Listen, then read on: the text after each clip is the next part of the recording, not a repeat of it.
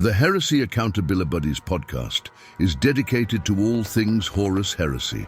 This podcast delves into the grimdark universe where Primarchs clash, legions rise, and loyalties fracture faster than a Land Raider's track. But it's not just about the lore of the Horus Heresy. The Accountabilibuddies also explore the gaming side of things, from painting and modeling tips to product reviews and ideas to help you in your hobby. So, whether you're a seasoned Forge World veteran or a fresh-faced scout, this podcast is your Vox channel to the galaxy. Expect discussions on lore, modeling, gaming, and maybe even the shenanigans that your hosts somehow seem to find their way into. Remember, in the grim darkness of the far future, there are only two things you can count on: heresy and your trusty Accountabilibuddies. Hello, everybody, and welcome to episode 124 of the Heresy Accountabilibuddies Podcast. I, as I frequently am Duncan, one of your wonderful hosts. And tonight I'm joined by my friends who are... Ryan. Jack. Jamie. And John. And we're joined by our very wonderful friend from the Taking of Phyrix, Lucas. And we're talking Adepticon again tonight. We're happy to continue doing that because Adepticon this year was wonderful, as we all know. But before we do that, we'll go ahead and take a pause for our station identification and sponsor shout out. Do you love resin bases? Then go to our sponsor Elric Hobbies for all of your basing and basing accessory needs. Use code HeresyABB at checkout for a discount. Legendary Monument Hobbies. Monument Hobbies is a one-stop shop for all of your painting needs. Use code HeresyABB at checkout for a 5% discount on your purchase. Pop Goes the Monkey.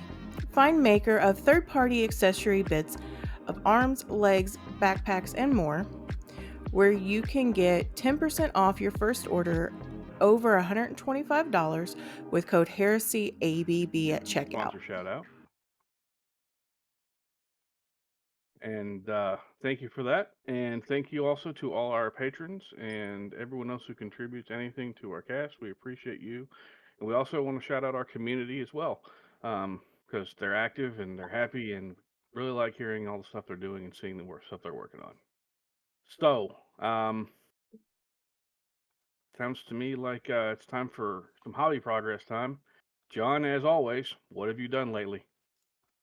Yeah, so this week was some more work on the knights. I dusted off my old Baron conversion with the Knight Lynx lance and got him kind of cleaned up and got him primed up. Finished off converting what I could on the banner bearer and found a file that Jamie could print for me that he's going to be sending me shortly, and got him cleaned up and primed up. I built some Malcadors almost a year ago at this point and got those primed up. Went through and found those Arvises that I built when I was trying to do the all Arvis list and got those primed up. And at that point I was at a primer, but I still want to keep building stuff. So I worked on an Atropost, and so I've had this really cool idea using some Japanese figure effect parts. It's kind of like, you've probably seen them before, like they've got like Dragon Ball Z figures and they're firing energy blasts and things like that. And I found one that's like a black hole looking gun effect, and I combined a couple of those into and magnetized it onto the end of this Atropost, so it looks like it's shooting a black hole. And then I found another effect part that's like a skidding, like a dirt kick up from a gun blast, and so I put that behind him, and so I'll be priming that guy up and getting him finished assembled later this week. Then I built another Therastus chassis, but I found out that I was missing the gun part, so I'm going to have to order some of those later. He's going to be kind of bent over, waving his sword and shooting a burst from those kind of big dual autocannons that they've got. I had an event going on this weekend, so I decided I was going to make sure that the hobby, the podcast was correctly represented there. I like to give out a tool or something for everybody that's going to show up to the event. And I went to IKEA to buy a bunch of boxes to help organize more stuff, and they had these little tape measures on sale for a couple bucks, and then they had a clearance markdown on them. And so I put our Accountability Buddy little stickers on those, and they were a big hit. So everyone got tape measures for the event. That way they can, keep it in their case or put it wherever they want. Make sure they've got an extra tape measure for all the events. They're decent little locking hobby tape measures. They don't go out past like 6 feet, but that's really all we need for events. The other prizes were a wall scroll of the Horus vs. the Emperor Adrian Smith artwork and a vortex mixer. And so we gave those out this week. This was kind of the first kickoff event in the Grail Abyss that I talked about last time and talked about before when we talked about running events, where I was just going to use book missions and go through and add some stuff on there. And so this mission was really just people kind of landing on the planet for the first time and opening some of the crates that were just on the surface. And so I'd written up a kind of quick D6 chart of goodies to look for. So as they opened the crates and they went through, they'd roll a D6. On a 1, nothing happened, but they could press their luck. If they happened to roll another 1, the unit would die. No one ever rolled the double one. No one ever wanted to press their luck after they found out it was a dud. On a 2 through 3, they got reroll 1s in shooting. On a 4, they got reroll 1s in close combat. On a 5, whoever held the crate at the end of the game was an extra D3 victory points. And on a 6, it was an extra objective. And I made sure to pick missions that always had at least 3 objectives on there, so that way it would become something else to fight for. It was definitely chaotic. So the first game I played with Jeremy, one of the patrons, every crate we opened was an extra objective. All 3 of them. And so we went from having 3 objectives to having 6 objectives. So it was psychotic. And then some of the other guys were opening, a lot of world leaders were opening the +1 to shooting, or the reroll 1s in shooting. Like, what do these guns do? I don't understand this stuff. And so, but everyone had a blast. Once they found out that, yeah, this isn't just for this game. You can use it the next game, and you can use it next time when we have an event. So I want it to be something kind of small, a small benefit that people could use, but going forward, it'll kind of add up over time, and that way the units can keep coming back and keep getting more experience as we go forward. So next time we're going to find out more creepy things that are happening in this bulwark world where everyone's been storing munitions and hopefully pushing forward. When the Crusade was going on, this was a great world to store munitions and store stuff on as they went forth. But now that the Heresy's kicked off, it's a vast cache of unlimited weapons and great mystery. So we'll see what that looks like as we go forward. But I will say the Loyalists definitely took the day. It was a pretty close fight. Loyalists won the first round. Traders were winning about halfway point on the second round, but Loyalists pulled it off again. We keep seeing that lately. Loyalists keep pulling it out. I'm not really quite certain what I think about that. It's fantastic. Yep. What about you, Jack? What you been up to? Jesus, I have actually done a lot, but I don't have a lot to show for it. I forgot to mention last week I had a friend of mine print out the destroyer symbol in 1.5-inch vinyl for some tanks that I've been trying to finish up, but needed a destroyer symbol to make them done. So shout out to Jacqueline for that one. Thank you very much, ma'am. Very confused about what I was needing, but did it anyway. So bless her. Hobby Hangout was talk of how you would paint Night Lords if you were painting in Night Lord's army. Thanks, Duncan, for that one.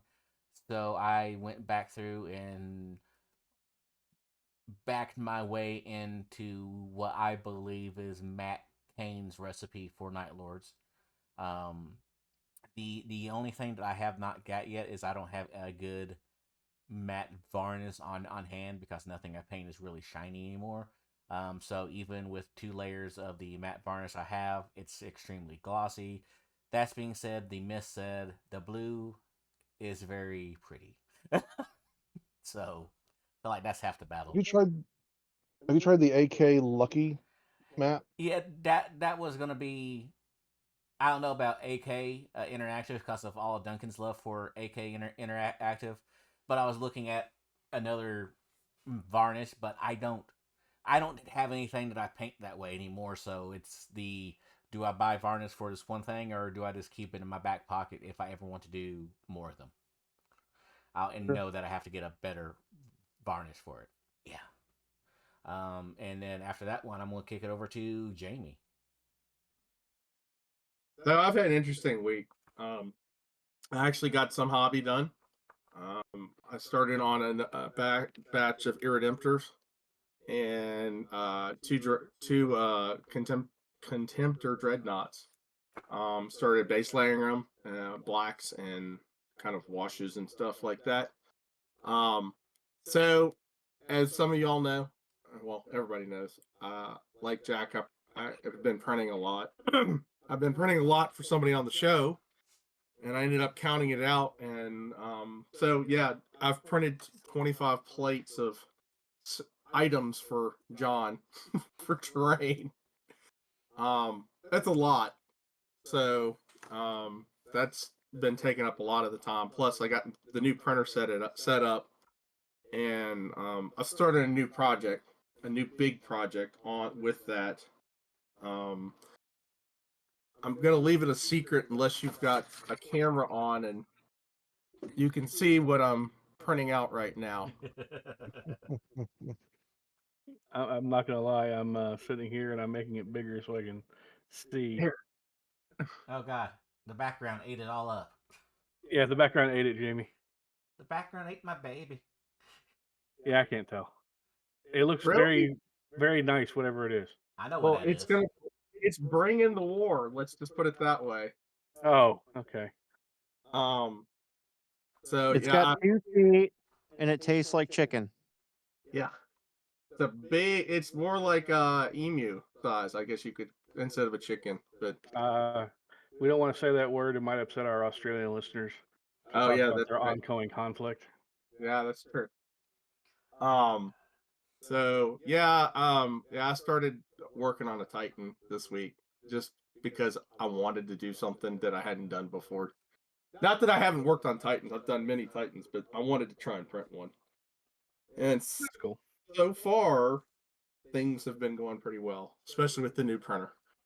Much faster, much crisper prints, and the build plate's bigger too, which helps, and the build area is bigger. So, if anybody needs a recommendation, You went from go an ahead. S to a 3 Yeah, Ultra. I went from a Saturn S, which is a 6K resolution, let's call it, printer.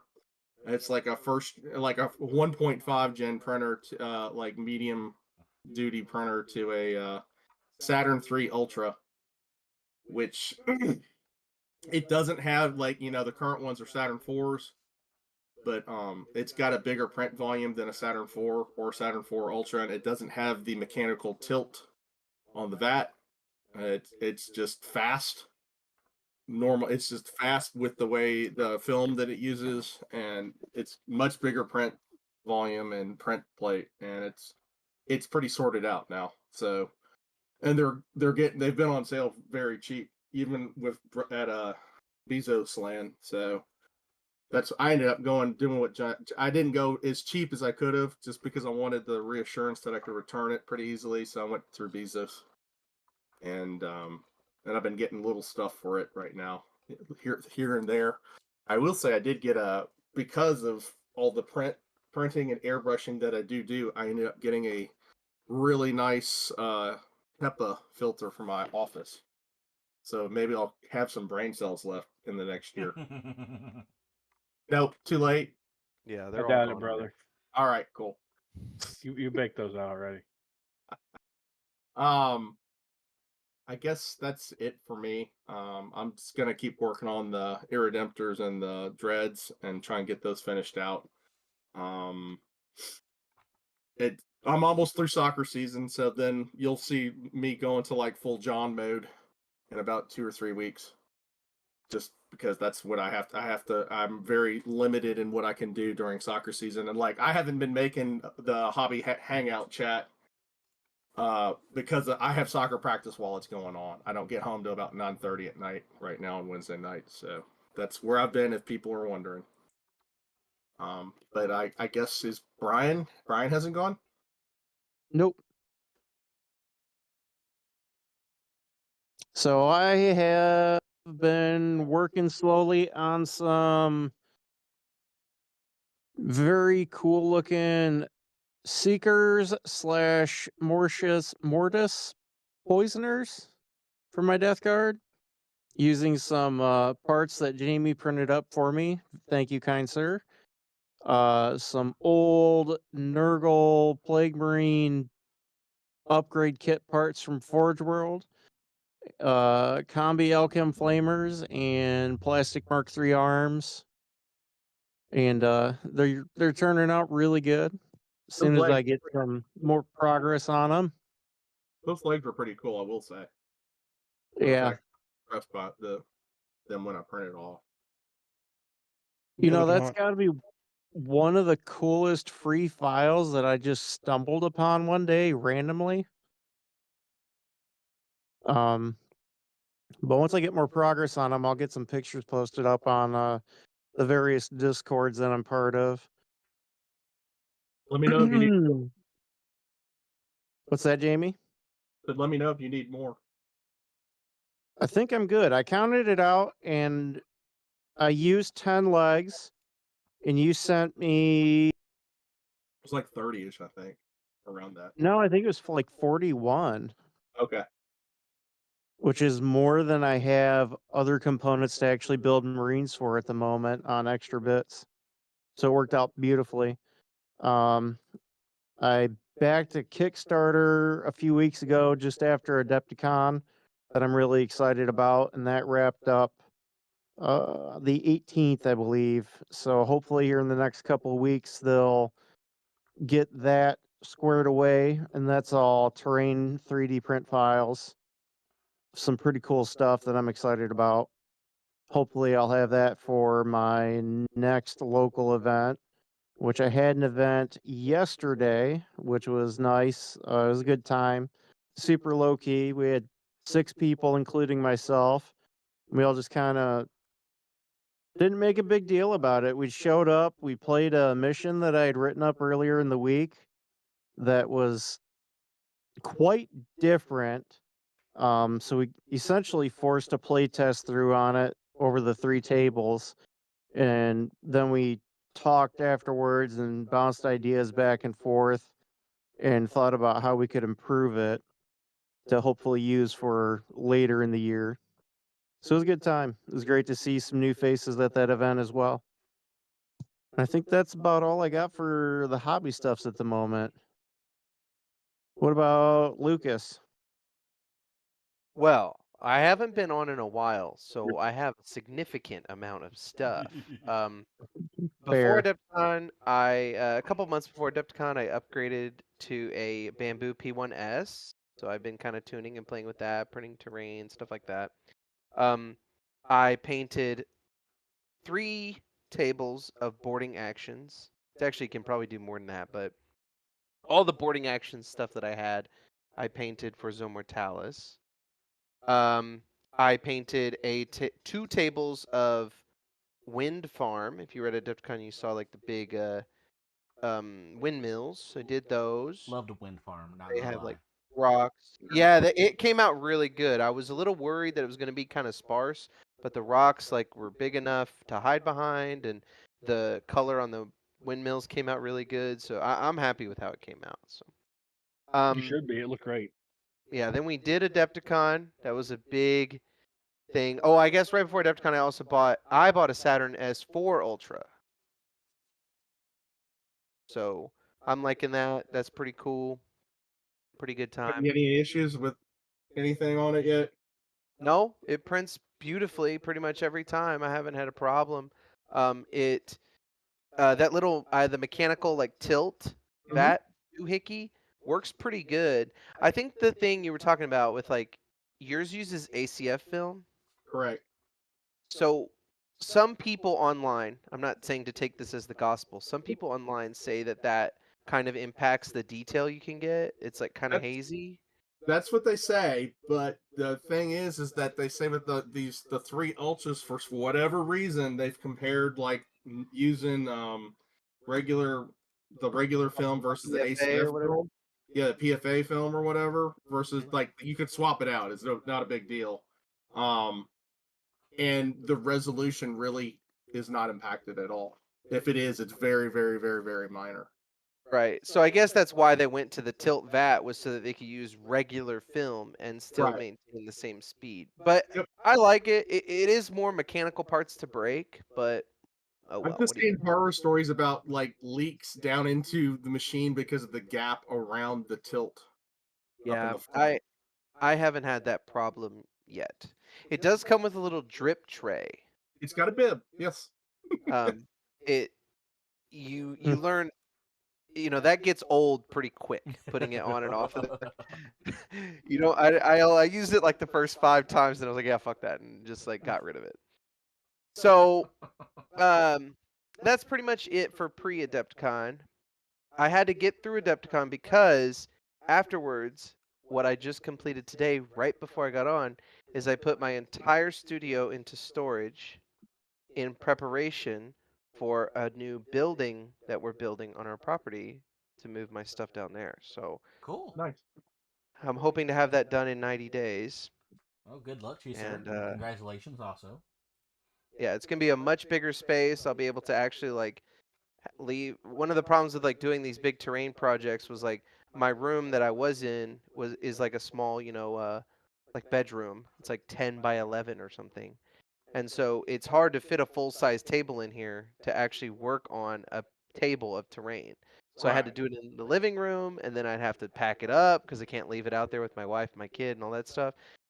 It was just a pain. So this will give me enough space where I can have it out and be able to work on it down there. It'll be really awesome. I feel your pain on that one. Yeah. Yeah, most of the Adepticon tables I was doing the work on was on my bed. Right. Yeah. Exactly. You do it where you can, right? So, but it's been quite the pain getting all this stuff boxed up and put into storage.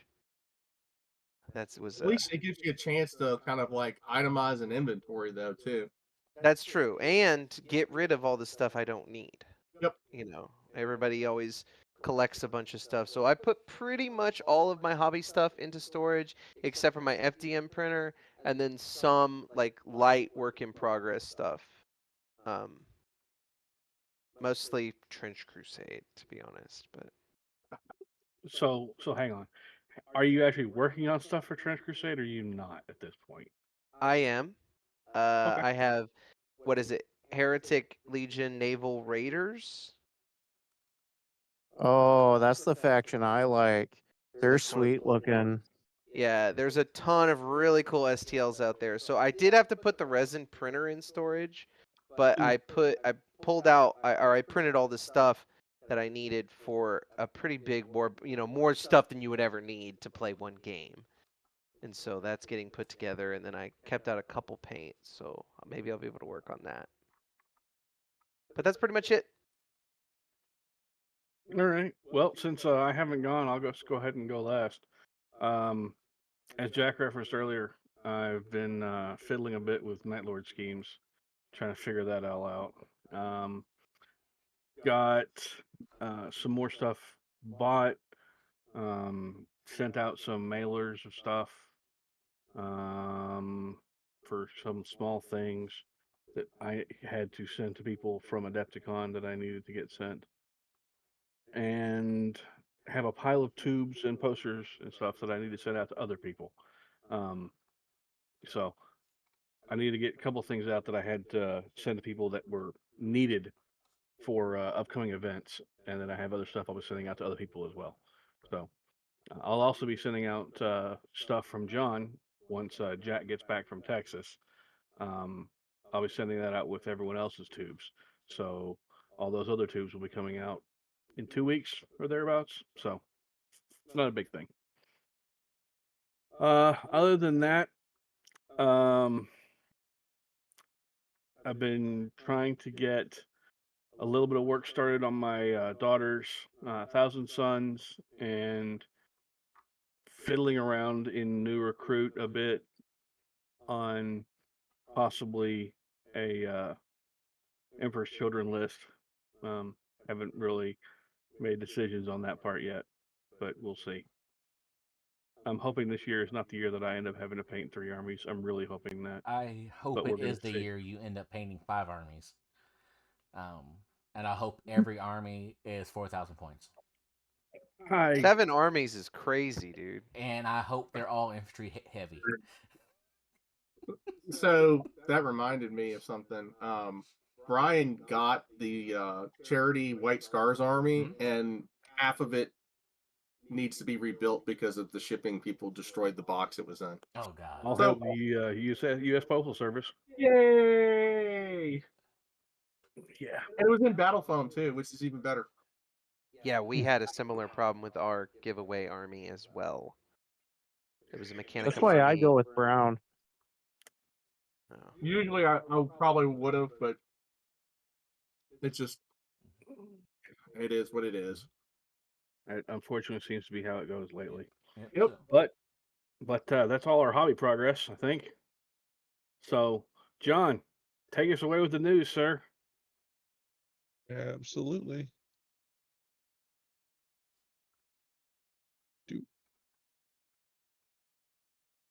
All right, can y'all see my screen? Yes. All right. So this week in news, we had the official release of a bunch of Legion Imperialis stuff, and also coming boxed with Adeptus Titanicus rules. A lot of the old resin knights that came out in the beginning of the game. So we've got the Acastus, the Atroposes, and the Styrix and Megara all finally came out in plastic. Also, the Kraknos and the Kuros came out for Legions Imperialis. How Other many things you can kind of attributes do you get? 4. Okay, so they are $20 a piece. Yep. Okay. Just making sure. Yeah, much- it's still how much were expensive they in in resin? my mind. Like 40 for 2, I think, or more than that. I don't remember. They weren't cheap. I'm just curious. Yeah, this seems expensive. I mean, comparing it to the price of the other knights, considering they're not that much more effective from what I remember. But this isn't that bad in my opinion. The Acastus, because those were like 60 a piece before. if I Yeah, remember and correctly, for they're resin. beefy too. Yep. I mean, they're So- about the size of a warhound. Like 80%, yeah. Yeah, they're pretty- bigger than the Porphyrin. Yeah. So that's not too bad. The Emperor's Children dice hit, so you can go steal those for your Emperor's Children armies. The Lord Exultant came out. I definitely want to steal his cape still. And then a whole bunch of High Elf stuff and more Emperor's Children stuff hit. For Yeah. next week's releases, go ahead. I kind of want that Lord Exultant too. Yeah, that dude looks sick. For next week's releases, we've got the 40k Death Guard stuff coming out. Definitely a cool set of dice you can steal for Heresy. Also, World Leaders. With a bunch of cool symbols here. I think Duncan probably wants to steal all the brass Chinese that come in the set. I know I do. And then yeah, the clear blood red dice are definitely a cool effect for the dice. They're cast in Gem Effect Red with cream ink. I don't want that, but I want that. That's really it for Heresy official releases. When it comes to some of the third-party stuff, War Games Exclusive has decided to release Qatari.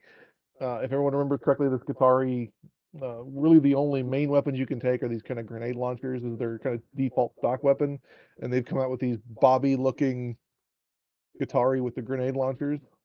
And so these right now on their Patreon, usually what they do is they're on Patreon for a while, and then they come to their physical store where they print them maybe in a month or two.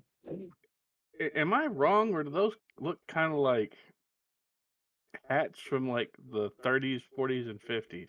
They do. Yeah, that's why I was saying they look like the Bobby, like So you generic British. Yeah, it's Bobby or like some of the Sherlock Holmes type like hats. Yeah, That. yeah. I kind of like those hats. The faces are like Iron Man too. Yeah. Yeah. War Okay, Games Exclusive has some really odd releases. They'll do this, and then they'll do like weird cheesecake, giant-titted Mechanicus women. Like it just goes back and forth. so these guys look like models from Wild West Exodus. They do. They really do. Yeah, Yeah. Yeah. the guns are huge. Yeah, they are. The Yeah. rifle Okay. stock is the size of this guy's arm. The head on the guy on the bottom left, does that not look like a Looks like a mechanical Erebus mustache? It does. Yeah. an It airline. does. And it looks like a World War I French helmet. Yep. Uh-huh. Yeah, that's. I think I need to get a set of these just to have the heads. Well, you can build a Titan, and these can be your Titan Gardens. That's the only way you can run Qatar in the current Yeah. game. Joy Toy has been coming out with some interesting releases. So what they've done is they've started re-releasing some of the older Ultramarine figures in what they're calling Space Marine 2 scale. So Yeah. this is the original Marinus Calgar release. This is the Space Marine 2 Marinus Calgar release. So yeah, he's been eating his human growth hormone like Yeah, on everything. he is a thick boy. Why does and it the- almost seem like regular Marine versus Primaris? Yeah, Yeah. I didn't think they'd start putting scale creep into Primaris themselves, but they're starting to do that now. You I know think what's the coolest next? thing about this, what? Every other release is going to be a Primaris Lieutenant. Oh God. One cool thing though is his helmet lights up. Nice, cool.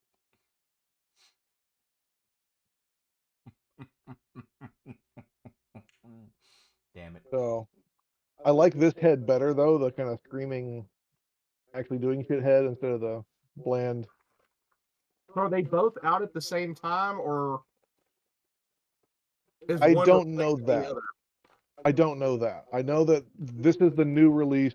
They're just calling this Marinus Calgar Space Marine 2 release. Yeah. Yeah, so you can see up here Joy Toy Space Marine 2, and this one's Joy Toy Warhammer. Interesting. Yeah.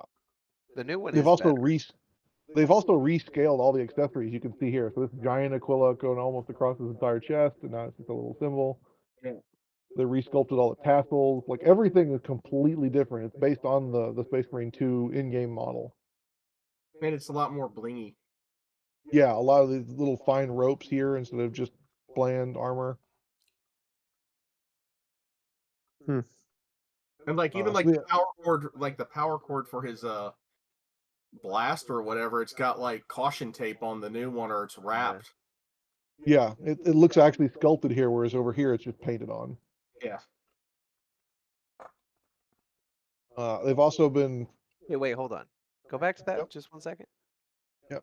They say that dude's only 0.3 centimeters higher or taller than the other guy. Look at the scale at the bottom. There's no way. Mm-hmm. Yeah. We're going to need to get some calipers out for this. Yeah. This is you If you versus go back to dude who that- tells you not to worry about. Yeah, exactly. Mom, His can we eye get line Calgar? is No, over we his have head. Calgar at home.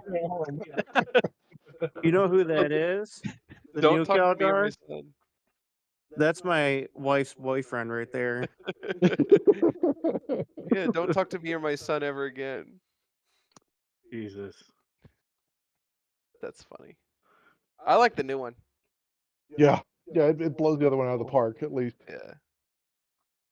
The old one's not I- bad. The new one's different. I was not a fan of the old sculpt, but the new one is a lot better. I don't like the scale creep, but I do think that they did a much better job sculpting the new one. Yep. So, me so- not being a Joy Toy enthusiast, was the old one small? I don't know. I Okay, never bought I any of don't the have it. Primaris stuff. Yeah, I've Okay. only I ever think bought it's the size the of a Heresy I think it was stuff. the size of a Terminator. Okay, so he wasn't small. But I see No, I mean, he Reboot wasn't- Gilliman in the back. He mega. Mm-hmm. Primarchs have always been a little weird for scale for these figures. Interesting. Just for these figures? Yeah. The other thing is the some of the custodes have been arriving. So everyone remembers the 40K custodes, and then the Chad Heresy That's what I'm custode talking generators. about. Right. Heresy There's your scale creep as well. 14 centimeter figure, 13.7 centimeter figure. we're just The missing. Aquilon. Oh, The Aquilon's way better. That math ain't mathing, and it's hurting my brain. You know, this could all make sense if we just accept the fact that one of them's doing the splits. Maybe it's the scale of the guy inside. I don't know. They only pick short kings for Yeah. Yeah. for these super armor. Yeah, that's me on the left, and that's Shaq on the right. Wait, what? Yep. Okay, so could There you we just go. picture this? There's a dude inside the armor suit on the right, and like his legs only go down to like just above the knee, and then it's a 2x4. He's on like stilts, mega stilts. Painter Yeah. stilts that people use for Space Marine costumes. It's like drywall stilts.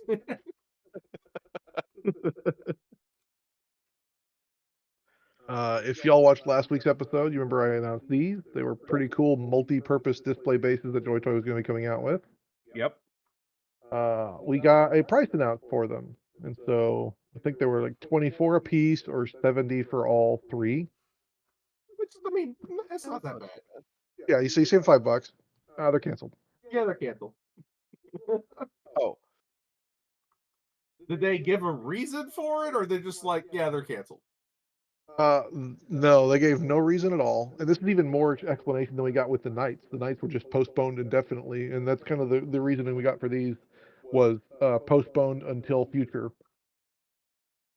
Is really all the Well. explanation we got. You know what happened here? It's literally that fucking insurance commercial from back in the day. With The dollar old man with the dollar bill on the fishing hook. Oh, you almost had it. You gotta be quicker than that.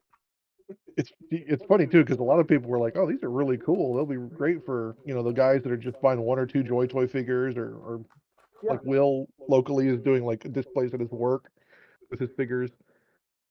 Like they were a really cool idea, and just nope. And so then now they you guys know what to do. Somebody just needs to 3D sculpt them. I'm sure they're. Well, I mean, they already have the parts for like a lot of those parts for the actual there's miniature scale stuff. a couple of people out there already doing 1/18 scale DM, and so they've been sculpting this stuff. Yeah, so yeah, surprised me. I mean, it's just I could scale most of it up now if I really wanted to. Yeah. And then they've been re-releasing some of the older Yeah. non-Primaris Terminators to come out, and I've seen some of those coming about on some of the websites, but that's sadly all we've got. I mean, we're kind of in this dead zone that happens every year between Adepticon and con season. Yeah. Yeah, That's kind of how it always goes, isn't it? Yeah, you Yeah, usually don't see a whole lot till like June. So Yeah, we know that end of May is the Dallas Open. I'm personally going. I think Lucas, you said you were gonna stay out. I think. Negative. That is my baby's due date. ooh, Okay. I don't think that will happen. It's not looking Yep. good, boys. Let me tell you. Well, that's a reasonable reason for it, too. I will Yep. accept that as an excuse. Yep. Wait, so wait. You guys didn't schedule the eviction? Oh, we did. That's exactly what I'm talking about. Okay. She's using the emergency exit. Sunroof. The sunroof. The sunroof, Jesus. But they have announced that there's going to be some Heresy news coming with the Dallas Open at least. So we'll see what happens then, and see what cup is going forward. I don't know why I missed it. There was another new release. Sorry guys, let me get the Starforged up. They actually had something. I don't know why that wasn't in there. Raven Guard got a release.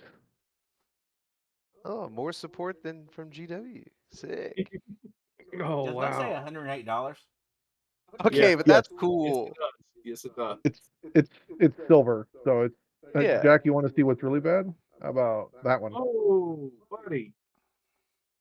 Christ. That's cool though. I like the inside. Yeah.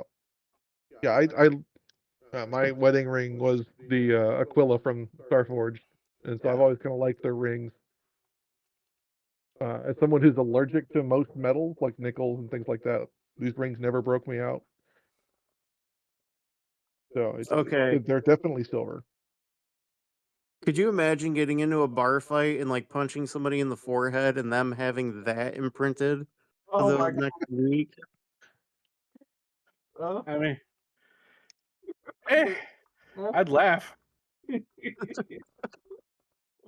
Oh. I think it'd be kind of funny. I'd pay to see it, I think. Oh yeah, yeah, I would too. And then I'd laugh. It is a cool ring. Mm-hmm. That's really everything we've got, guys. No, I just have a hard time. Not even paying a Heresy Thursday this week. Apparently, me and Blake pissed them off too much last week. Oh my god! You lit them up in the comments. Yes, we did. I got me and Hell. Blake. I had enough likes that we were on level with Macca. Oh, Salt King himself. Nope. So I even got a response from them. I said boo hiss, and they posted a picture of the Fulgrim. Always relevant as always. What did I miss? So Jamie last week- trolling at GW. me trolling Ah. the Heresy Thursday, they posted a bunch of Legion Imperialis stuff, which I don't truly consider heresy, because like all the other stuff has its own day. And so I said boo hiss, and they responded back with a picture of Fulgrim, the transfigured Fulgrim. So then my comment had enough likes that it was like right up there with Mecca, and then Blake posted something else too. I can't remember what it was, but it was basically the same thing.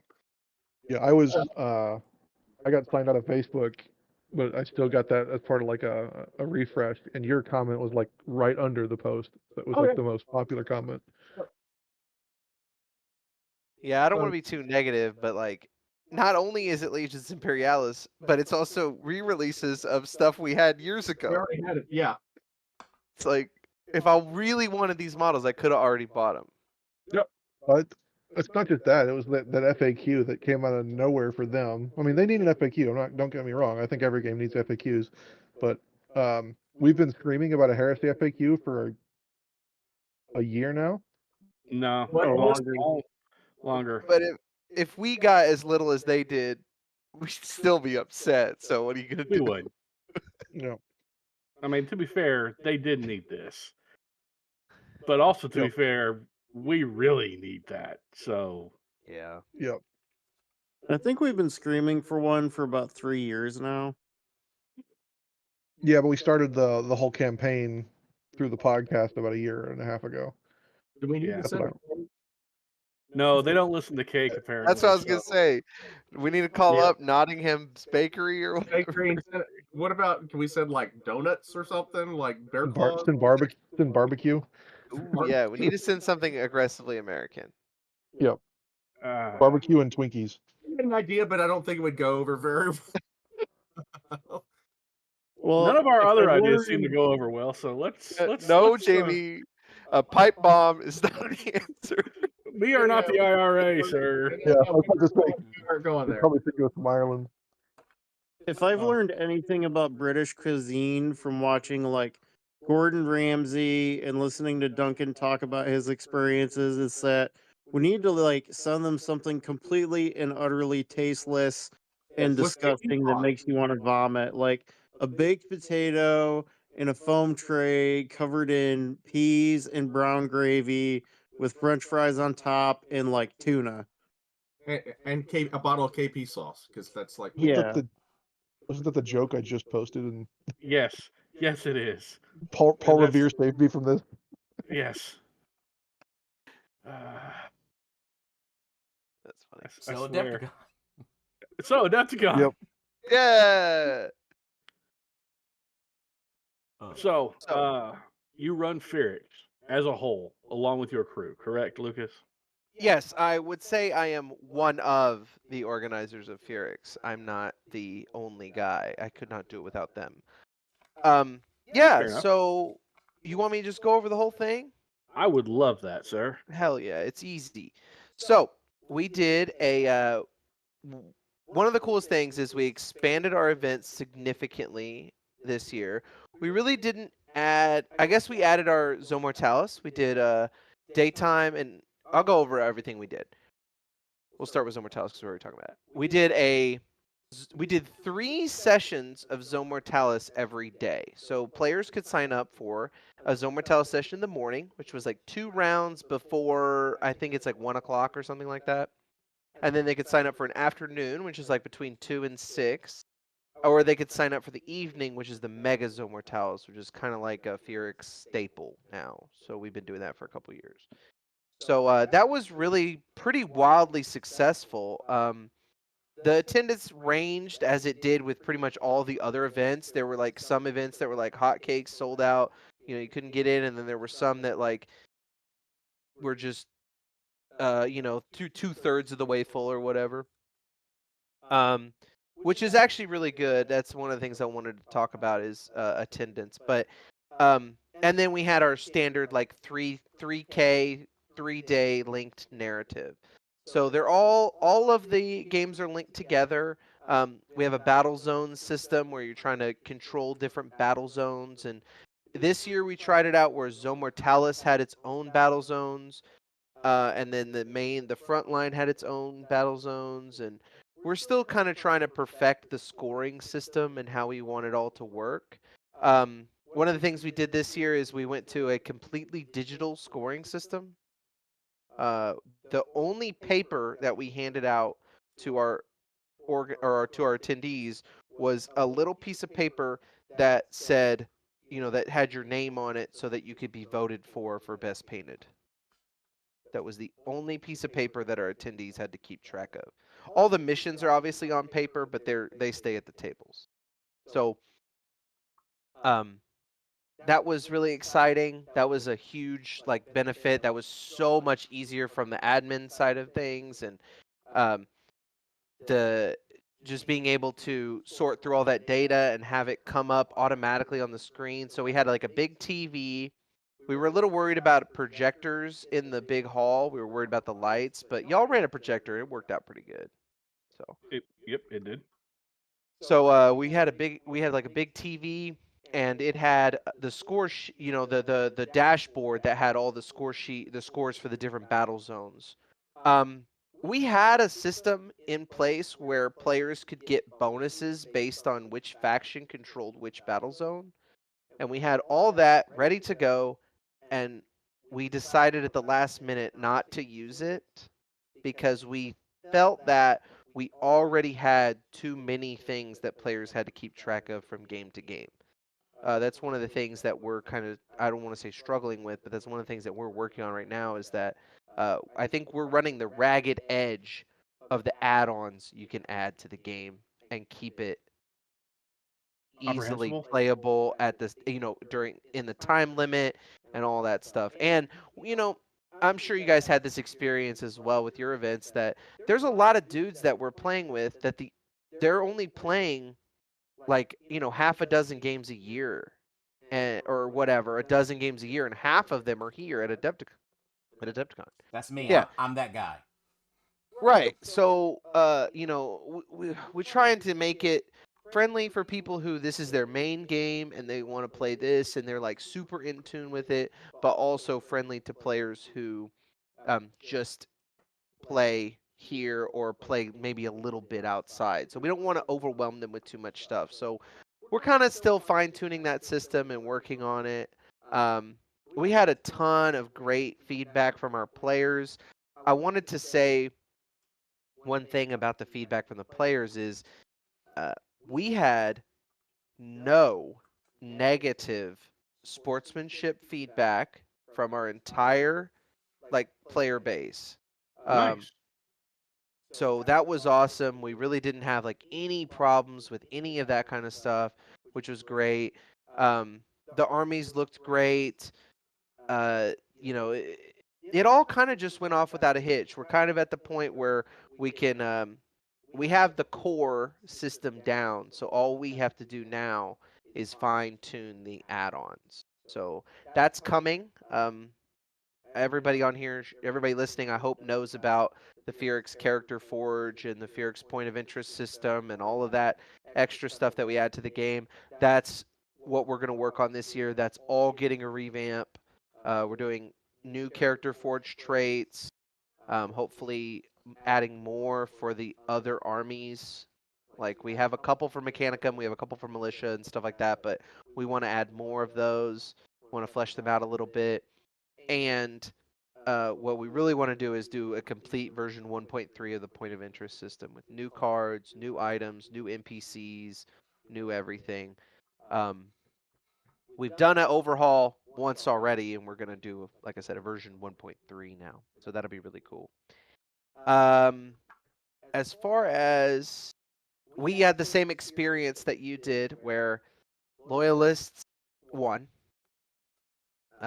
in Pillars of Delos Prime. So the narrative for Pillars of Delos Prime is basically that it takes place at the same time as the events from last year, Adepticon, and then all your yearly events.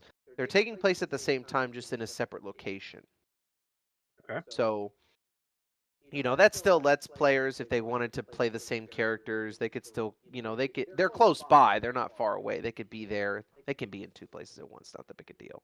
But it also gives players the opportunity to create, forge new narratives, create new characters, all that kind of stuff if they want to. And basically, it's this like these like twin worlds that have gravity generators that are kind of trying to keep them apart. Okay. So this was the opening kind of engagements here, and with players trying to control the facilities which control those gravity generators. So that fight will continue in 3 events before Adepticon next year. So we'll have an event in Kansas City. That's looking like mid-June. We'll have an event in Dallas, which we were going to do it at the Texas Open, but they look like they've changed their dates. So we're going to still try to shoot for like right at the beginning of the school year, August, September timeframe. Okay. And then we have another Kansas City probably in late October, maybe early November. So if anybody's interested in more details on those, they're in our Discord, posted in our Discord, stuff like that. You can go to our link tree, find our Discord, all that stuff. So as far as admin stuff, we had a charity giveaway, which you could enter by making a charitable donation. So that helps us. We can give a little bit to charity and also helps us cover some of our, travel costs and stuff like that. Pretty easy stuff. We gave away a Mechanicum army, 3,000 plus point Mechanicum army. It's painted in like a pretty standard Mars scheme. We gave It away looked really good. Yeah, it did. We gave away an Acasus Knight Porphyron, and we gave away a Zomortalis terrain set that was donated by one of our players, and we gave away 2 helmets that were donated by Hangar 18 Hobbies, which is a store in South Carolina. And they were really cool. They did an Imperial Fist and an Iron Warrior. So we gave all that stuff away, and did pretty well. I thought it all turned out pretty good. So we're eyes forward, moving forward. Looking forward to what comes in the next year. Yes. So I have not listened to your latest episode where you guys went over your Adepticon reviews. So I'm sure that you've already talked about the venue and all of that. We would love to hear your input as well, because while we only have our opinions, hearing other opinions from those who haven't heard our actual thoughts on it, I think would be good, because it would provide listeners and people who may actually pay attention to stuff like that more actual feedback and input. Okay. Well, I really enjoyed the new venue overall. I think it's a positive change. Don't get me wrong, Nirvana is a special place. The Nirvana Ballroom at the Schaumburg Renaissance is a special place, and it's been the home of Heresy for many years, right? It has. But we honestly were outgrowing it. One of the problems with the ticket sales was that there was no place to put more tables in there. This new facility gives us the ability to grow. If you combine our events, y'all's events, and the events run by Zach and Derek, you combine all those into one. This is the largest Horus Heresy event in the world by a significant margin. There's nobody that I know of. I might be wrong. Feel free to correct me. But there's nobody playing with more than 100 people at a time anywhere else in the world. What was your high day? Like, which day did you have the most number of individual people playing? Wildly enough, I think it was Friday. Okay. How many people did you have on Friday?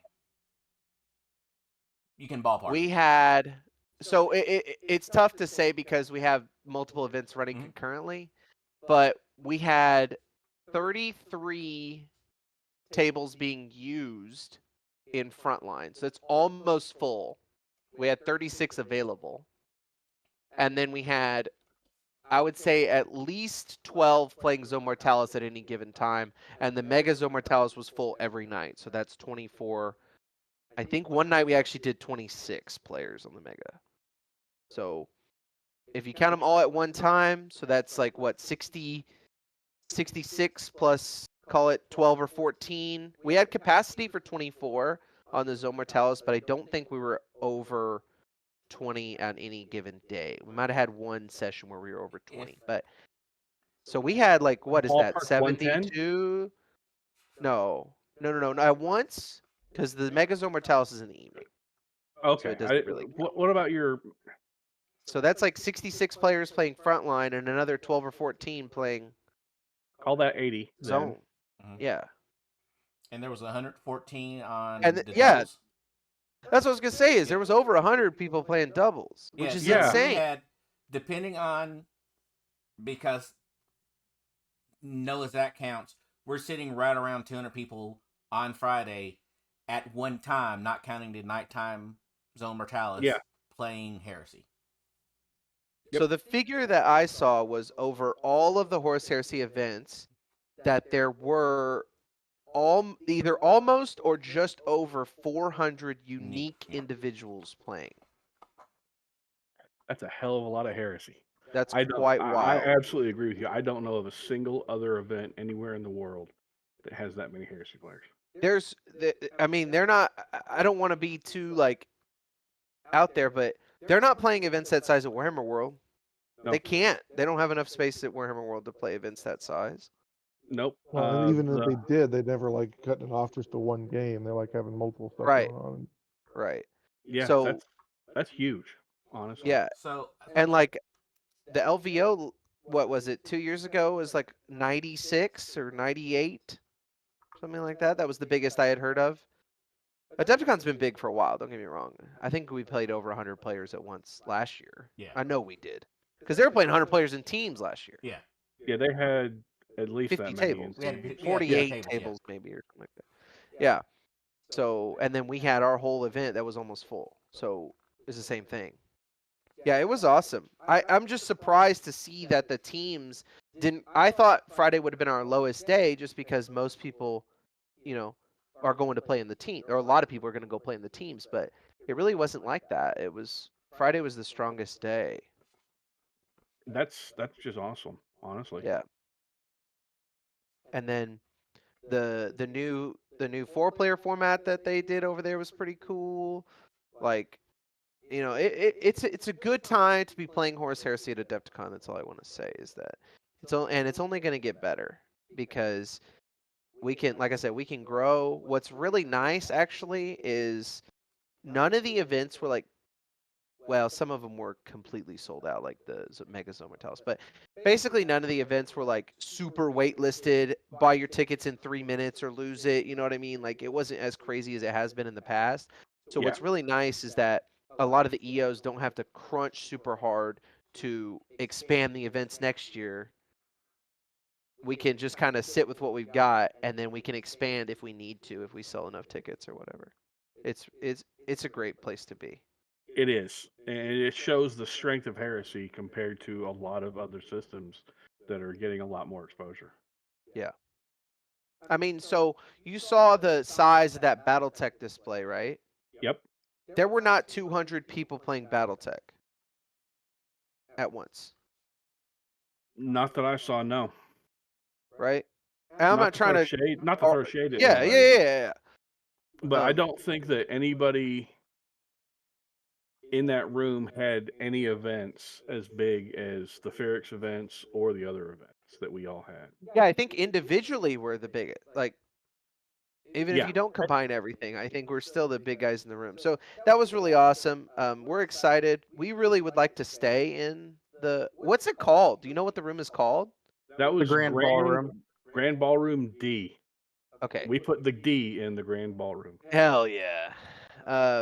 So I would really like to stay down there. I really liked it. Maybe we could Agreed. shuffle where we're at exactly in the room around a little bit, but Yep. it worked out really well. You know, I just want to make a point. So that whole room is Grand Ballrooms A through D, and also the BattleTech stuff. It's kind of weird because they had that huge banner cutting off their corner. They had less tables, I think, than Heresy did, and I also don't think they had the full front to back No, it's no, because they only had the front half. row. the first row of Valtech was that Leviathan game they do. The Catalyst, that Yep. Catalyst Yeah. game. Air Leviathans. The models look cool. Like Yeah. It's like a steampunk Yeah. airship game or something. Yeah. It's pretty cool looking. They also had a chunk of tables that were just dedicated to, I think it was a painting competition you could enter. Mhm. They were Yeah, it running looked some like kind of paint parade. hobby class or something. Yeah. Yep. Yeah. I got But, no like- complaints about doing stuff that's going to increase people's hobby anywhere. So Yeah, exactly. And I'm not trying to compete with them. I'm just saying that, like, no, God no. you saw all the stuff that they brought. You know, I that's like think not competing 18 wheelers full of stuff. not competing with anybody. I think the ultimate goal would be for us to have that whole entire room of Heresy. That would be an ultimate awesome. Yeah, goal. that, like, Pretty tall order, but we're on our way. Yep. Right. I'm all for it. I'm all for supporting that idea. Yeah. And for us That'd be being on the awesome. way to it. Yeah. What did you think of So, loading in and loading out? There was a couple small hiccups, but having the dock right outside was really nice when they allowed us to use it. I think it could have been, facilitated a little bit better as far as the time frames and stuff like that. But I think ultimately it was just a communication issue. I don't want to throw too much shade on anybody. You know, I they agree got with you. they got rules that I'm not privy to. So they can't just do whatever I want. So it was kind of tough to get the door open at the right times. But once it was I think open, it was awesome. I think we definitely need to get better communication with the center about access through that loading dock door in particular, or at least the double doors, because, I mean, Duncan had stuff to bring in. I don't know how he brought his stuff in. I wound up, because I came in a little bit late, I had to park in their parking ramp, walked all the way around the block because I did not know exactly what door was open yet, pushing a cart full of stuff, and it was just a hot mess. So are you Yep. talking about your personal stuff or event stuff? Event stuff. Okay, I was just curious because I think that's two different things. They're not gonna let attendees in through those doors. I don't think. No, I They're- don't think they will. Yeah, we're talking about. Oh no, organized- that's not what Yeah. I'm saying at all. Yeah, yeah. no, bringing stuff in, even if it's not like, I mean, you guys had a lot more stuff than a lot of people, I think, down in that area, but still, that's not an easy city per se to park, unload, and do your thing in, and having that ability to just get that handled really quick and simply would make our lives a lot easier, and I don't think it'd be too big of an ask for them. Yeah, I think now that we know exactly where the door, what it all looks like, I think next time it's gonna be easy to ask for the access Yep. to it. I don't think it's gonna be that big a deal. It was nice to be right outside there with the open gaming stuff. That was pretty cool. That's always pretty popular, and um, Heresy runs pretty late into the evening usually, and that they run all night. That's open 24 hours, I think. So that's pretty cool. That's a good place for all that stuff. The only complaint I think I had about the new venue, I guess there's two complaints. One of them is like more directed than the other. One of the cool things about the Renaissance Center in Schaumburg is that they have that bar restaurant thing right there, and that's kind of where everybody goes in the evening. And so everybody gets to kind of hang out and they get unified. Because this place is so big, there really wasn't like a unified hangout spot for everybody to go and like hang out and have, they can have drinks or food or whatever. Everybody kind of clicked up with their buddies, which is how it works, right? You're going to go out with your buddies. That's the whole point. But I just mean like, it felt a little bit less community in that aspect, I felt. But I think maybe that's something that we can work, that's something we can work towards. It's not an impassable obstacle. I'm just saying No, I that. don't see that as being an impassable thing either. Yeah, this But place. I see what you lacks mean, that. though. It really did seem like as soon as the games were over, rather than as we've all seen in the past, people go get whatever, come back, and then kind of become this giant mass of people sitting around shooting the shit and drinking. Yeah. We didn't really see that. We saw a couple groups, small ones, but nothing like that, like it used to be. Right. And There's so a maybe neat, people are like, just kind of figuring it there's out a, or whatever. yeah, there right by the entrance there was this like vending machines and a bunch of chairs in a circle kind of area, which kind of would have facilitated that, but not any booze or anything there. So Yeah. So that was my other complaint. I know a lot of people have big complaints about the pricing. Honestly, after going out to eat in the city of Milwaukee, I didn't feel like the pricing was that crazy. I felt like it was the same at the stupid sports bar thing where some cheese curds were $15. I was like, this is the same as the prices inside. But some people had complaints about the pricing. I didn't feel like it was that bad. It was expensive to drink. But that's Color kind Mountain of Dews. is what it is. Yeah, and then I mean, I don't want to get too into it. It's been hashed to death. I didn't really have a problem with bringing stuff in. I didn't see anybody get busted or anything like that for trying to bring stuff or anything, but it seemed pretty low key, and I don't know that I completely mind that. If you have like one bottle that you're like sharing with a bunch of dudes or whatever, like that's not really a problem, but sometimes it does get a little wild in there. So maybe like, the fact that it may be toned down just a little bit because of the cost and the difficulty may not be awful. That's what I'm trying to say. I don't want to get crucified in the comments for that, but No, I don't think anyone will really crucify you for that comment at all. There's comments? Yeah. well, no, I'm just kidding. Some guys think that is the heart of Horse Heresy is like just taking shots at 10 a.m. And I will say that from an event organizer perspective, players being present and cognitive at the afternoon briefing was nice. I mean, I've heard that same comment from a couple other people. That it was nice to be able to actually play somebody and not have to explain everything going on to them because they were not fully too drunk to play. intoxicated by noon. But yeah. Yeah. So I thought that was pretty nice. I wish that the places that did serve alcohol were open later. Yeah, But we're pretty I'll much agree the there. only game playing that late, and on our floor at least. I don't know what everybody else is doing, but like nobody else was really playing after like 6 or 7, right? I Maybe saw a couple small things. games, but nothing anywhere near as much play wise as on our scale. And y'all had nothing in the evening, right? Like y'all's last games were ending at like 7 or something for the big team event. The Had big like 7 glam. or 8. the Oh, big that's right. Lamb, That's right. Yeah, exactly. Stuff like that, man. Like it would be nice, if they had the alcohol a little bit later. or at least organized with us to get an understanding of, hey, so you're going to have an event running this late. We'll keep one of the drink vendors open or have one of the Right. beer carts Well- come through or something. Well, something But I that only saw the beer cart twice, and I was like, Yep. Some Yeah. If you something that drove I through There was was a here, beer cart. there was apparently, allegedly. something that jumped out to me on Saturday was when I was getting out of there Saturday, they were very quick to tell me that they were open until 10 that night.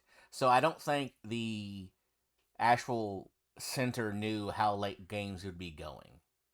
Okay. Yeah, and that's all pretty easy stuff to work out for next time, Yeah. you know. Everybody wants to sell more beer, right? Like Yeah. Adepticon wants them to sell more beer, the center wants to sell more beer, the bartender wants to make more tips, right? Like it only benefits everybody. So And I'm we sure definitely want to that be drinking later. exactly. I'm sure that if you you know, if you were to communicate this with them and it was worth it for them to stay open, they would. Maybe they just didn't Agree. understand that it would be. I think there's a lot of not there's a lot of disconnects in everybody trying to get everything lined up.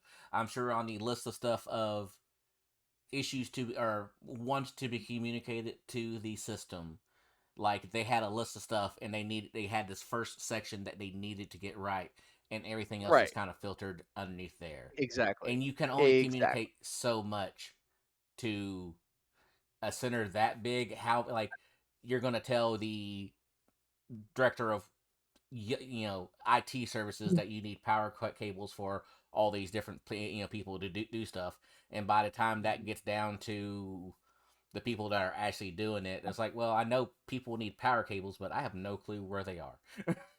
Yeah. Oh, Exactly. And I've experienced this before doing cellular DAS work.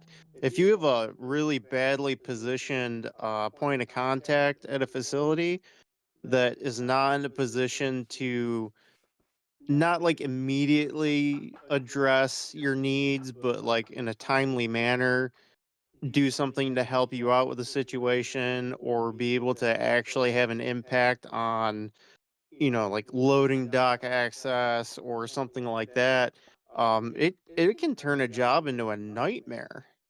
yeah.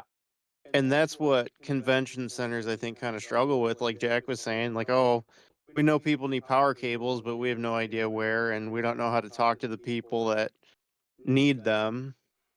and it's Um, and it's not like like we had the staff shirt, the Adepticon staff shirts starting Thursday, right? Or was it We got them late Thursday. right? But even then, that doesn't tell them anything. This is just another shirt, and like you all have a not necessarily outfits like uniforms, but you all have your own shirts that you wear. There's nothing dictating or communicating these people are in charge, so I need to look out for them and see if there's anything going on. Right. Yeah. Right. I will say though, As somebody who has nothing. after they helped us with the cables, they were like came back by a couple times and was double checking that everything was okay. So after they knew it was an issue, they made sure it was fixed. Yeah. The same thing. We like needed some more tables or something, and a guy came through and hooked us up. They let me go in the back part, like where the staff go, and do whatever I needed to do back there. Basically, borrow whatever I needed. It was overall pretty good experience. There's going to be some growing pains, but I can tell you that from my experience, and this is more than just the new facility, but it was more like the staff was more, I don't know about willing, but able to do things for you that you needed done. Yep. Than at Schaumburg. I don't know if it was because we were at the end of our contract at the old place, but that last year they were there at the very end, almost hostile. Yeah. It was, Yeah, I kind of got that feeling too at the last. But we're beating a dead horse. Lucas, is there anything else you want to recognize? Any player, any people that you had maybe new to your events that you want to shout out or anything like that? Hobby heroes. Yeah, we had a couple new players. We had some dudes with some really sick display boards. I know that they were doing the 4-man teams. They had some cool display boards over there too. That was awesome to see. It would be great to kind of get, display boards were a big part of Heresy for a while, and it would be great to kind of get back to that. So I really like seeing like the dude with the Iron Hands display board. And then what's his name? I think his name's David Koska or something like that. I'm pretty sure that's his last name. Starts with a K. Oh, He I know has who you're talking big ass. about. Yeah, I think it's the same display board, but maybe he like dresses it up different because it looked different. I don't know. He had a sick display board, and then there were some dudes like an ISVAN 5 display board over there that had like cut acrylic. That was sick. So it was awesome. Like I said, now that we have more space, display boards might be able to make a comeback. I was just gonna say that I feel like the display board action that we used to see like 5 to 7 years ago was amazing, and then as the Heresy Nirvana room got tighter and tighter with tables, because those last couple years were really tight. People just kind of, I think, gave up on it because they recognized that they wouldn't have a place to do it. And it's I hard know. to travel with them too. Yeah, I was gonna say the traveling part of it, especially is hard because I know a bunch of the guys here in Alabama are working on display boards and just for like team events, and their biggest concern right now is how to get it to where they're going. Because like a lot of people just driving up to Milwaukee or Chicago is just it's like they just can't do it because it's a day, it's literally a full day of driving almost. Yeah. And even if you're driving, you're usually driving with your buddies. And so like a lot of times like I know John drove with his buddies, his truck is full. Yeah, There's no place for a display board, especially elaborate one. yeah. So So you have to take that in. You have to take that. I mean, it used to be like I had plans on making one that was like literally a single tile from like the Realm of Battle style. So what is that, 1.5 by 1.5? So it wouldn't be like huge. You'd still could pretty well find room for it, but it would limit you on how big an army you could bring.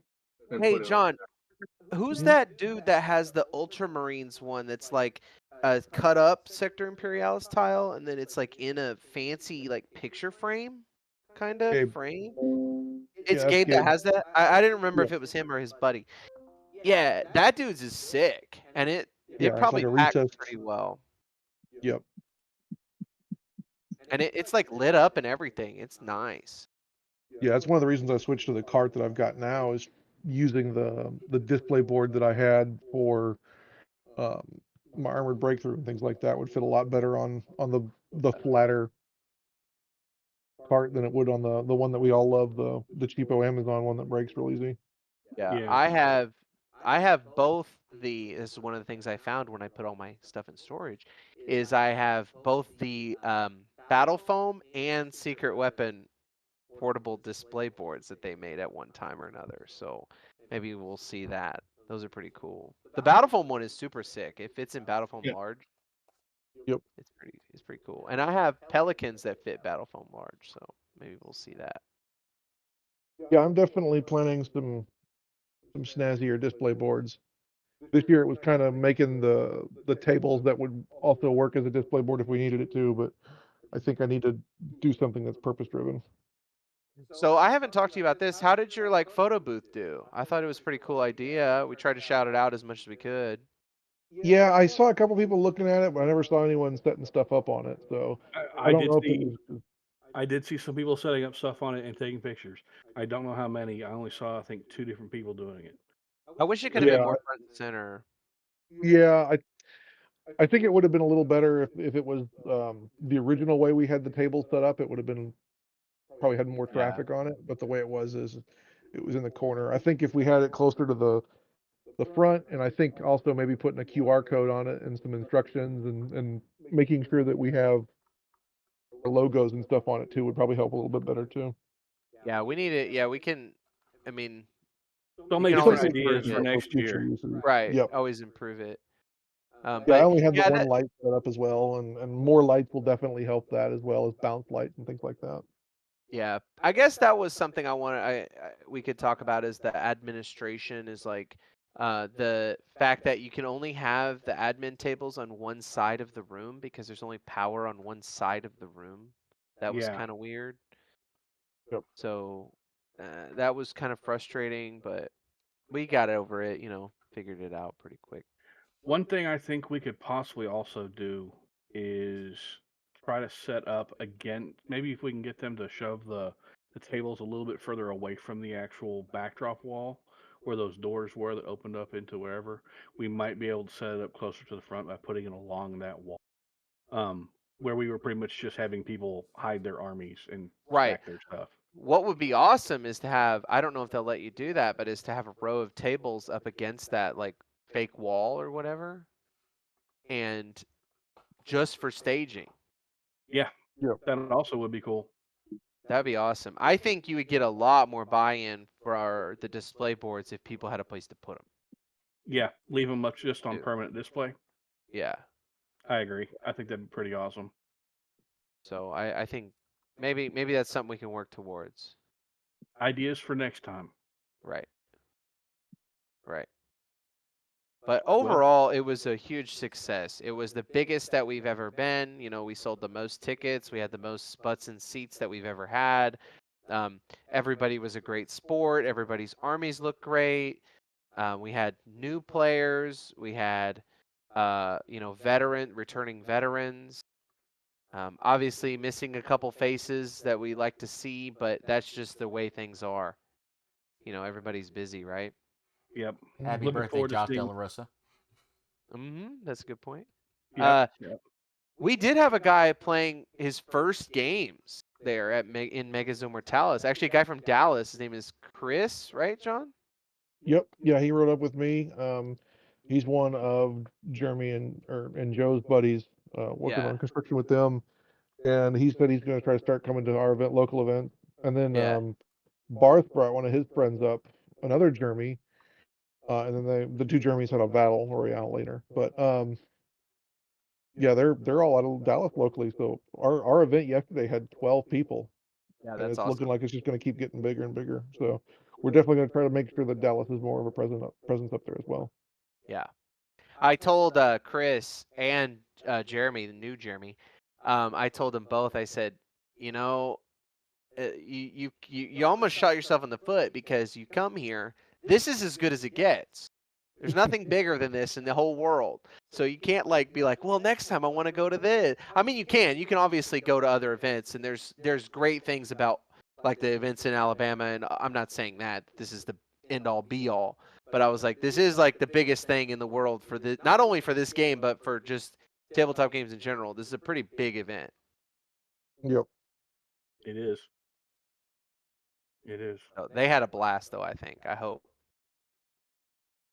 I hope everyone who was there had a blast and wants to spread the word and wants to come up and do it again. Yeah. I think that one of the things that really helped our ticket sales was not having the whole FOMO with the tickets, where like you could buy tickets for the games up until whenever they cut them off, but like you didn't have to buy your tickets on whatever day it was, January 17th at noon, and if you didn't buy your tickets in 3 minutes, they were sold out and you were just screwed. I think having that window where you could actually go and buy tickets like a normal event was awesome. And I think that is what helped the attendance a lot. I agree. So I hope to keep it like that. Like you said, there's a few things we think we would like to change. But I think keeping the background stuff like that from Adepticon the way that that was, I thought that was good. And I'd like to see. I just want to see it grow. That's really all I want to see is the Heresy grow. And I really love the idea of that you had of lining that entire wall and maybe even that L there where the other wall is. Just Yeah, it could be lining the those on our back wall, display it could be the boards. side wall. It doesn't matter. No, I just want to see that. That'd be beautiful. Yeah. So Well, do you have any other final thoughts? I don't think so.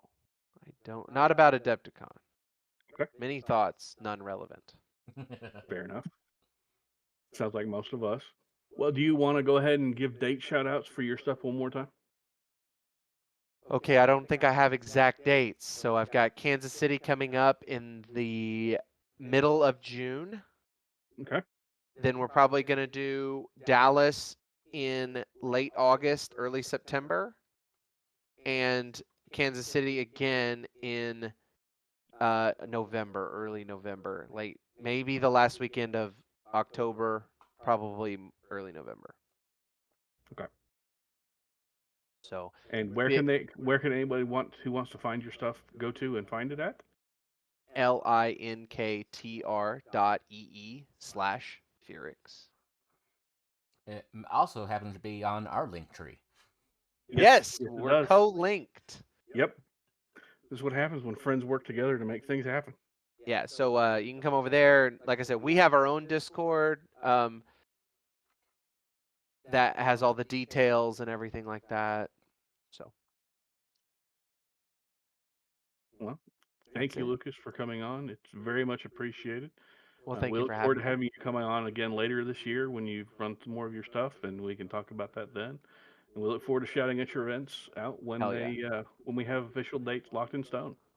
Hell yeah. Yeah, when I get some dates nailed down, I will come on and we'll talk about it and the new stuff we're going to do for it and all that. Rock out. Rock out. Um, Gentlemen, I know we have other events that we do need to shout out. Let me see if I'm still logged into our email so I can pull those You up. still have your contest you're running? Yes, we still have the contest. I will shout that out as well.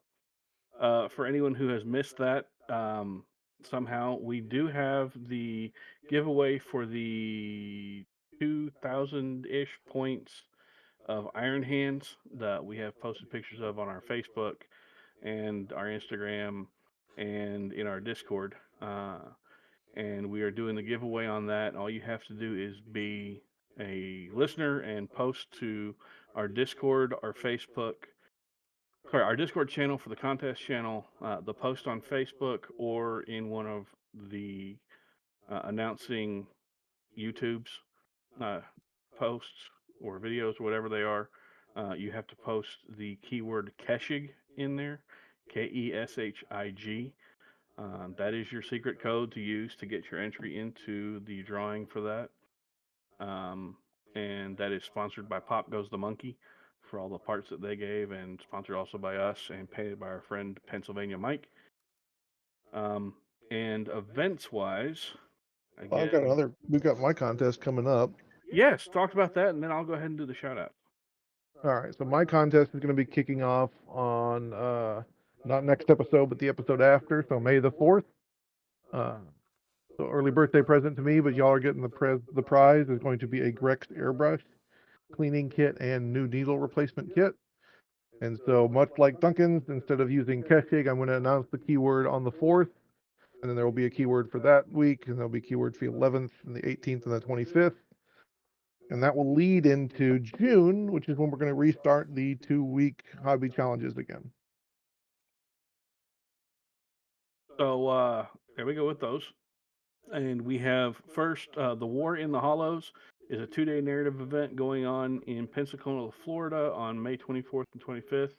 It's a Mechanicum themed campaign where players pledge allegiance to one of two rival forges rather than playing usually loyalists or traitors. For details and everything there, you can find it on the Horus Heresy Age of Darkness Discord under their Heresy Events channel.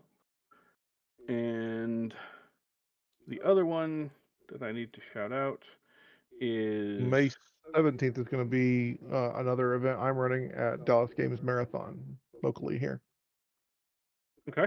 It'll be a 3,000 point 2-game event, and then obviously, like I said earlier, everyone that signs up gets some type of minor prize, and then we do a bigger prize draw at the end.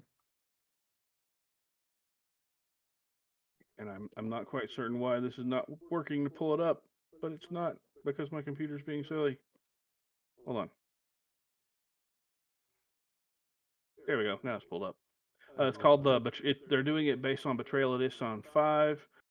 It's going on May 16th and 17th and 18th. That is being done. I have to open up another window, see where it's going on. I swear, one day I'll be an organized person, but I am not that person today. Yo, dog, I heard you like Windows. Yeah. It's going on in Carapolis, Pennsylvania, the 16th through the 18th. That looks really cool. Their whole thing looks really cool. They've been posting in our Discord, and his whole like website is pretty sick. And like, Yep. You can find more information on their website at istvan-v for 5.com. And that's being put on by the Fabricators Forge and Astra Appalachia. And I agree with Lucas. They stuff they've got going on definitely looks sick. But y'all don't you also is it NashCon too? Yes, there is NashCon going on. I don't think we have official dates on that part. I think you also have is it ATC as well? There is stuff. Yep, there's going to be a Heresy event down at ATC, and of course, with our friend Blake is doing the next Bama Heresy. May 31st through June 1st. It's there we go. Glacia 4 Frozen Waste. There we go. Looks like May is going to be very busy for events. Yep. Yeah. That those trophies that he's got for that look sweet. Yep. Yes, they do. Yes, they do. And I know that Nick and company up in Indiana are thinking about another event sometime in the not so distant future, and I'll be happy to shout that out. We'll be happy to shout that out as well when they get dates set for that as well. I have critical information about the next Michigan event. Oh, please. That is going to be sometime in the next couple of months.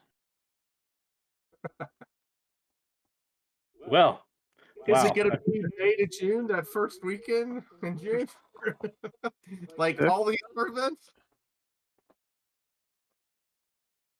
Probably not. Yeah, we'll intentionally stack it on a whole bunch of other events that are halfway across the country just to make sure people can't make it. Yeah, that makes perfect sense. That actually wouldn't be a bad idea if we all got together and did a narrative. I've known people have said this in the past. Oh, wait, hold on. Do you mean possibly come up with a narrative through the actual cast that we actually encourage people to play and do all that with? I was more going with since everybody likes to stack their events on the same weekend. Well, the only successful, I think, attempt at a digital campaign system where you could submit results was out of Europe, Western Europe, right? Mm-hmm. They had the Australian one that was like Aus 30K, right? The Aus 30K group did one. Alex did one 2 years ago, I think. Oh yeah, maybe. I think the issue with doing them and really sponsoring them is kind of the same thing that GW found years ago when they did the 13th Black Crusade. Theirs did not work at all because people were just reporting all kinds of nonsense. And despite there was also that one with the Tau too, and I can't remember what it was like. It's to see if the Tau would get warp engines or something like that. And like on the last day, like they were gonna get it, and then like all of a sudden it's like massive turn in of games played or whatever, and it totally wiped out. And it's the same thing with the 13th Black Crusade. It was like totally like it's predetermined the narrative, and yeah, they predetermined the narrative, and the narrative did not get a lot of buy-in. But I would really like to see something like that done again. Maybe over a summer or a summer and a fall or something, just to have more people buying into the heresy and encouraging people to continue their hobby going forward. Yeah, unlinked just to big events like Adepticon or Nova or what have you. Yeah, standalone, you mean? Yeah. Yeah, that'd be pretty sick. Yeah. But all right, does that hit everything on the head? I think that taps everything down. Lucas, any last words of wisdom? I don't think so. Ooh, you know what that means, Lucas. What's that? That means I get to say, John, please take us out of here. Oh. Hey everybody, thank you for joining us tonight on this, the 123rd episode of the Heresy Accountability, 124th episode of the Heresy Accountabilibuddies Podcast. I'm John, as tonight I've been joined by Duncan. Ryan. Oh, Jack. Shoot. Jamie. That was close. and special guest, Lucas. and we thank you all for joining us. Remember always to stay accountable to your buddies, to your hobbies, and yourself. And we'll talk to you next week. Was I supposed to record this? You always say something. There you go. Like and subscribe and